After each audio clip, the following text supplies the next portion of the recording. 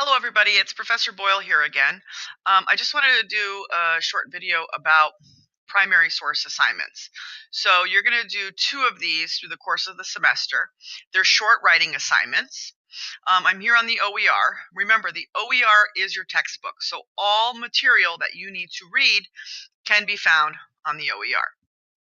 So if you look under the assignments online tab, you're going to basically see all of the links. Now, they're not all live yet. For example, your exams are not there yet. The film is not there yet. They become live once I give you the assignment. So you'll notice that primary source 1 is already here. So if I were to click on that, it would take me to the instructions and where to find the assignment. So here you'll find the instructions, which is really just a restatement of what's in the syllabus.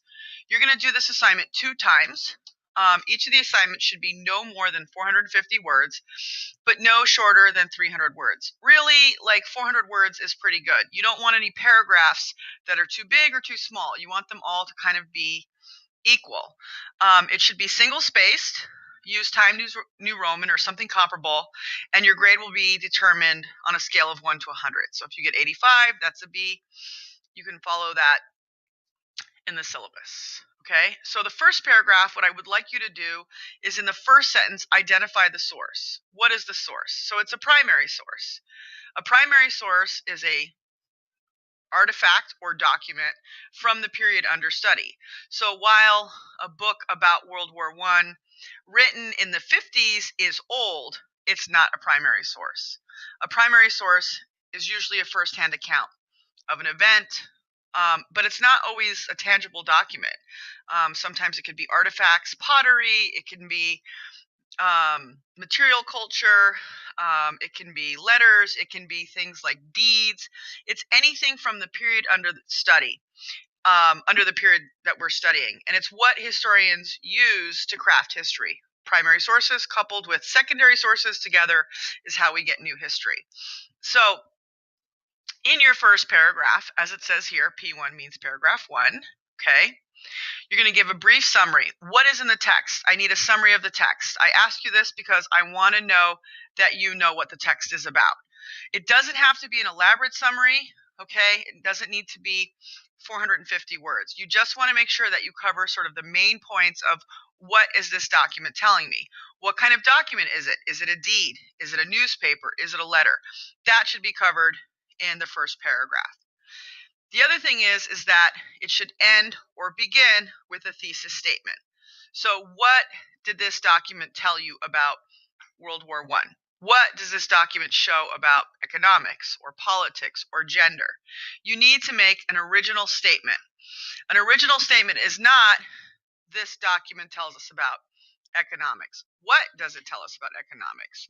What does it tell us about gender? So those are just examples, not necessarily what's found in the document.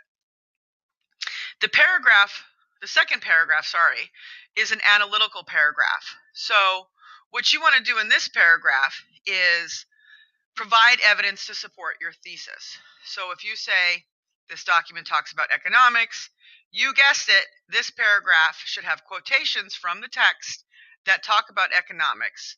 Your analysis, which connects those quotations to your argument, okay?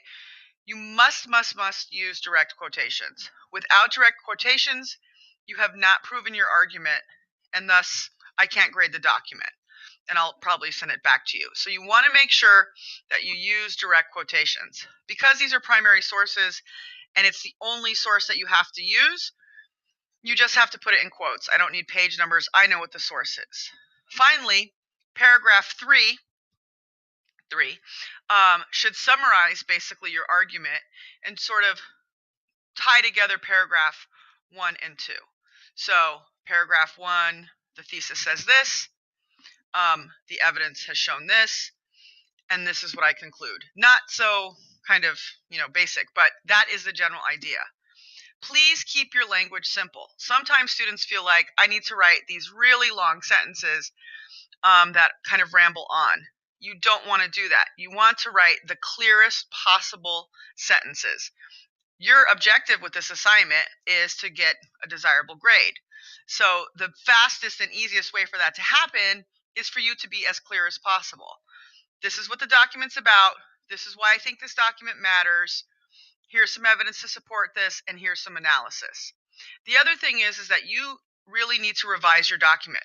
Points are taken off for sloppiness. So if there are words that are not capitalized, if you had run-on sentences, if you have things that don't make sense, if it's hard to follow your line of argument, that will lower your grade. If you make no thesis of any kind and you just summarize the document and give me sort of a third grade book report, the highest grade you can get is a C. So I'd much rather you try and make some kind of thesis than to not try at all and just say, here's what the document is. I know what the document says. I assigned it. I've read it. I need to know what you think that the document says.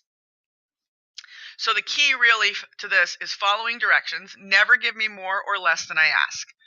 If you do exactly what I ask, you'll do well. Revise, revise, revise. Have somebody else read it. Read it out loud. Make sure it makes sense. Make sure that it says what you want it to say. If you're unsure about what you think, that usually manifests in unclear writing. So make sure to go through the document, highlight things that you think, this seems to say something. Use those quotations, put them aside, and then say, what are these quotations telling me? From that, you can formulate your argument. Finally, you're always welcome to come into my office hours and chat with me about what you have written. I have yet to meet any of you. Not one of you has come to my office hour. So if you want help, you can show up until, I think, the day before it's due by noon. So really 2 days before you want to come and talk to me, and I'll work through it with you.